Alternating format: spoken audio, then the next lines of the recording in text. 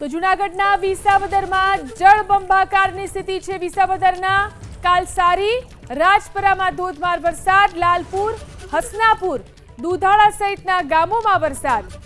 વિસાવદર અને તેની આસપાસના ગ્રામ્ય વિસ્તારો છે કાલસારી, રાજપરા કે જ્યાં ધોધમાર વરસાદ થયો છે। લાલપુર, હસનાપુર, દુધાળા સહિતના ગામોમાં પણ ભારે વરસાદ વરસ્યો છે।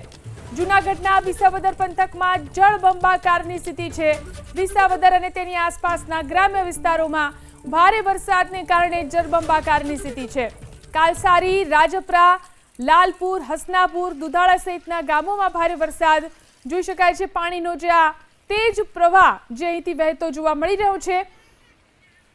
વિસાવદરમાં જે રીતે વરસાદ વરસ્યો છે તેના કારણે સ્થાનિક નદી નાળા પણ છલકાઈ રહ્યા છે। આ રીતે પાણીના વહેણ પસાર થતા જોઈ શકાય છે।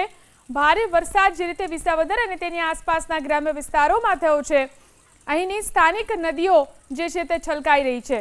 જોઈ શકાય છે આ દ્રશ્યોની અંદર કઈ રીતે પાણીનું વહેણ અહીંથી વહેતું જોવા મળી રહ્યું છે। વિસાવદરના કાલસારી, રાજપરાની અંદર ધોધમાર વરસાદ, લાલપુર, હસનાપુર, દુધાળા સહિતના ગામોમાં વરસાદ। ભારે વરસાદને કારણે નદી નાળા છલકાયા છે। સ્થાનિક નદીઓ બે કાંઠે વહેતી જોવા મળી રહી છે। કેશોદના ધારાસભ્ય દીવાભાઈ માલમ આપણી સાથે ફોન લાઈનથી જોડાયા છે। દીવાભાઈ, શું સ્થિતિ છે વરસાદની અને કયા કયા વિસ્તારોમાં વધુ પાણી છે? અમારે કેશોદ છે ને જી, એ 1 કલાકમાં 1.5 ઇંચ વરસાદ ઉપર વર્યો છે, એટલે 5 ઇંચ 2 કલાકમાં 3 કલાકમાં વર્યો। પણ હું અત્યારે ઘેડના સારા પ્રવાસો છે ને, હાલો, જી જી જી બોલો। એટલે સારા પ્રવાસોમાં છે અમારે અત્યારે ઘેડમાં, હું મારા ગામ થલી છું, માંગરોળ તાલુકાનો। પેલા અમે પંચાળા ગયા હતા કેશોદનું, પછી સુત્રેજ અને તિરહરા। હવે અત્યારે અમે થલી આવ્યા, એટલે આ વરસાદ ઓછો છે, કેશોદ બહુ છે, કેશોદ વધુ છે એમ તો મારી કીધું જી। કેશોદમાં અમુક વિસ્તારોની અંદર પાણી ભરાઈ ચૂક્યા છે?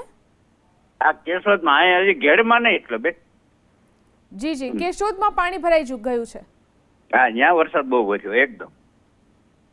જી, આભાર અમારી સાથે જોડાઈને વાત કરવા માટે। તો દીવાભાઈ માલમ જેઓ જણાવી રહ્યા છે, કેશોદમાં ભારે વરસાદ વરસ્યો છે અને તેના કારણે અનેક વિસ્તારોની અંદર પાણી ભરાઈ ચૂક્યા છે।